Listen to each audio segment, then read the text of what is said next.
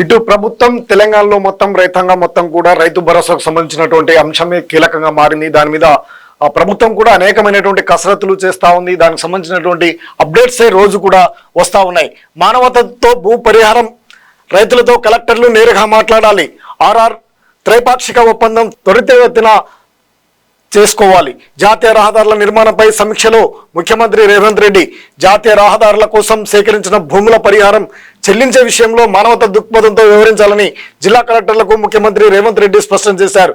రాష్ట్రంలో జాతీయ రహదారుల సంస్థ పరిధిలో రోడ్ల నిర్మాణం ఎదురవుతున్న సమస్యలపై సచివాలయంలో సీఎం బుధవారం ఉన్నత స్థాయి సమీక్ష నిర్వహించారు. ఈ సందర్భంగా ప్రభుత్వం నుంచి సహకారం ఉన్న భూసేకరణ ఎందుకు ఆలస్యం అవుతుందని ప్రశ్నించగా, ప్రభుత్వ రిజిస్ట్రేషన్ ధరలు తక్కువగా ఉండడం, మార్కెట్ ధరలు ఎక్కువగా ఉండడంతో భూములు ఇచ్చేందుకు రైతులు ముందుకు రావడం లేదని జిల్లా కలెక్టర్లు తెలిపారు. దీనిపై ముఖ్యమంత్రి స్పందిస్తూ వాస్తవ పరిస్థితిని పరిగణనలోకి తీసుకుని అందుకు అనుగుణంగా పరిహారం ఇస్తామని భరోసా రైతులకు ఇచ్చి భూసేకరణ ఒప్పించాలని సూచించారు. ఒప్పందం ప్రకారం ప్రారంభించాలి.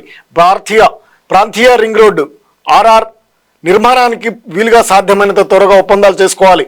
రాష్ట్ర కేంద్ర ప్రభుత్వాల NHA మధ్య త్రైపాక్షిక ఒప్పందం తీసుకోవడానికి అవసరమైనటువంటి రోడ్ల విస్తరణలో బాగా జాతీయ రహదారులను మొత్తం కూడా విస్తరించినటువంటి నేపథ్యంలో అక్కడ భూములకు మానవత దృక్పథంతో ఆలోచించాలి. మార్కెట్ రేట్లో ఒక తీరుగా ఉంటే ప్రభుత్వ రేటు ఒక తీరుగా ఉంటుంది. పరిహారం ఇవ్వడానికి లీగల్గా అయితే ప్రభుత్వం యొక్క రేటునే కట్టిస్తే మాత్రం తీవ్రంగా రైతులు నష్టపోయే అవకాశాలు ఉన్నాయి. అక్కడ ఉన్నటువంటి మార్కెట్ విలువ అనేవి ఎక్కువగా ఉంటుంది.